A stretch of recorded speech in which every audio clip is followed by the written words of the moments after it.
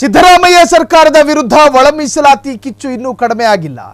ಒಳ ಮೀಸಲಾತಿ ಹಂಚಿಕೆಯಲ್ಲಿ ಅನ್ಯಾಯ ಆರೋಪಕ್ಕೆ ಸಂಬಂಧಪಟ್ಟ ಹಾಗೆ ಬೀದಿಗಿಳಿದ ಬಂಜಾರ, ಭೋವಿ, ಕೊರಚ ಸಮುದಾಯಗಳು.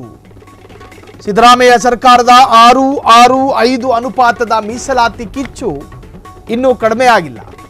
ಒಳ ಮೀಸಲಾತಿ ಹಂಚಿಕೆಯಲ್ಲಿ ಅನ್ಯಾಯ ಆರೋಪಕ್ಕೆ ಸಂಬಂಧಪಟ್ಟ ಹಾಗೆ ಬೀದಿಗಿಳಿತು ಬಂಜಾರ ಸಮುದಾಯ, ಭೋವಿ, ಕೊರಚ ಸಮುದಾಯಗಳು.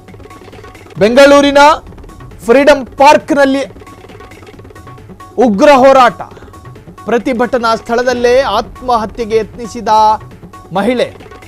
ರಸ್ತೆ ತಡೆ ನಡೆಸಿ ರಾಜ್ಯ ಸರ್ಕಾರದ ವಿರುದ್ಧ ಆಕ್ರೋಶವೂ ಕೂಡ ವ್ಯಕ್ತವಾಯಿತು.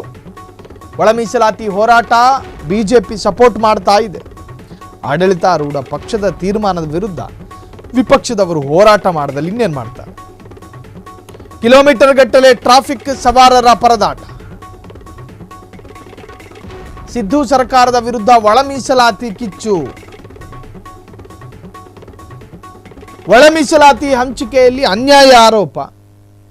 ನೋಡಿ, ಇವತ್ತು ಫ್ರೀಡಂ ಪಾರ್ಕ್ನಲ್ಲಿ ರಾಜ್ಯದ ಒಂದು ಸಮುದಾಯದ ಕಿಚ್ಚು ಹೆಂಗ್ ವ್ಯಕ್ತವಾಗ್ತಾ ಇದೆ. 52 ಜಾತಿಗಳಿರ್ತಕ್ಕಂತಹ ನಮ್ಮ ಸಮುದಾಯಗಳನ್ನು ಒಂದು ಗುಂಪು ಮಾಡಿ 1% ಕೊಡ್ರಯ್ಯ ಅಂತ ಹೇಳಿ ಎದೆ ಒಡ್ಕೊಂಡು ಬಾಯಿ ಬಡ್ಕೊಂಡು ಸರ್ಕಾರದ ಜೊತೆ ಮನವಿ ಮಾಡ್ಕೊಂಡಿದ್ರು. ಆ ಸಮುದಾಯದ ಆಕ್ರೋಶವನ್ನು ಗಮನಿಸ್ತಾ ಇದ್ದೀವಿ.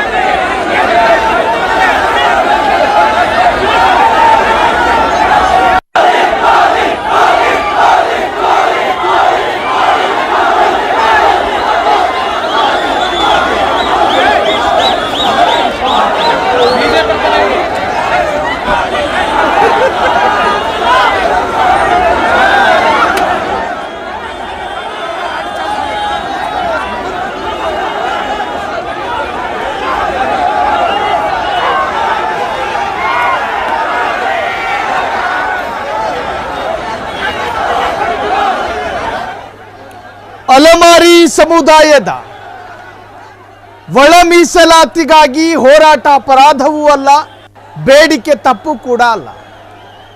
ತನ್ನ ಸಮುದಾಯದ ನಾಯಕರುಗಳಿಗೆ ಧ್ವನಿ ಇಲ್ಲದೆ ಇದ್ದಾಗ ಆ ಸಮುದಾಯದ ಕಟ್ಟಕಡೆಯ ಅನುಯಾಯಿಯೂ ಕೂಡ ಬೀದಿಗಿಳಿದು ಪ್ರಜಾಪ್ರಭುತ್ವ ವ್ಯವಸ್ಥೆ ಇರೋ ದೇಶದಲ್ಲಿ ಹೋರಾಟ ಮಾಡಬಹುದು. ಆದರೆ ಅದು ರಾಜಕೀಯ ಪ್ರೇರಿತ ಆದರೆ ಅದು ಅಪಾಯ, ಡೆಮಾಕ್ರಸಿಗೆ ಅದು ಅಪಾಯ.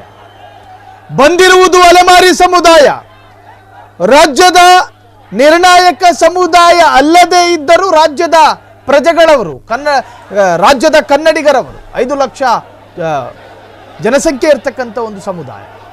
ಆ ಸಮುದಾಯ ಇವತ್ತು ಪ್ರತಿಭಟಿಸುವ ವೇಳೆ ನರೇಂದ್ರ ಮೋದಿಯ ಹೆಸರು ಕೂಡ ಘೋಷಣೆಯಲ್ಲಿ ಉಲ್ಲೇಖ ಆಗುತ್ತೆ. ಅದರ ಅರ್ಥ ಏನು? ರಾಜಕೀಯ ಬಣ್ಣ ಬಂತ? ರಾಜಕೀಯ ಪ್ರೇರಿತವಾದ ಪ್ರತಿಭಟನೆ ಅಥವಾ ಕಿಚ್ಚಾಗಿ ಪರಿವರ್ತನೆ ಆಯ್ತಾ? ಇಲ್ಲಿರೋದು ನೋಡ್ರಿ, ಯಾವುದೇ ಹೋರಾಟ ರಾಜಕೀಯ ಪ್ರೇರಿತ ಆದಾಗ ಇತಿಹಾಸದಲ್ಲಿ ಆ ಹೋರಾಟಗಳು ನೆಲಕಚ್ಚಿ ಧ್ವಂಸ ಆಗೋಗಿದೆ. ಎಲ್ಲೂ ನ್ಯಾಯ ಸಿಗುವಂತಹ ಪ್ರಯತ್ನಗಳಾಗಲಿಲ್ಲ.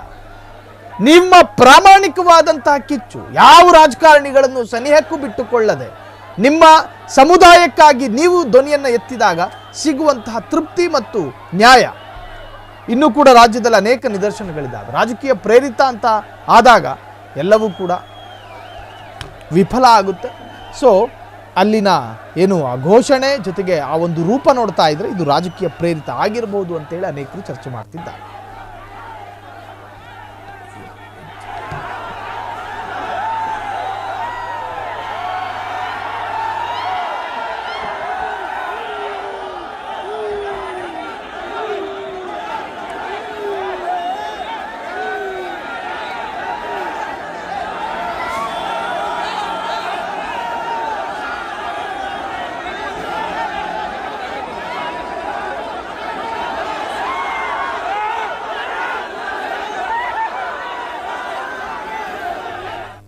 ಕ್ಷಣ ಕ್ಷಣದ ಸುದ್ದಿಗಳಿಗಾಗಿ ಫ್ರೀಡಂ ಟಿವಿ ಸಬ್ಸ್ಕ್ರೈಬ್ ಮಾಡಿ, ಲೈಕ್ ಮಾಡಿ ಹಾಗೂ ಫಾಲೋ ಮಾಡಿ.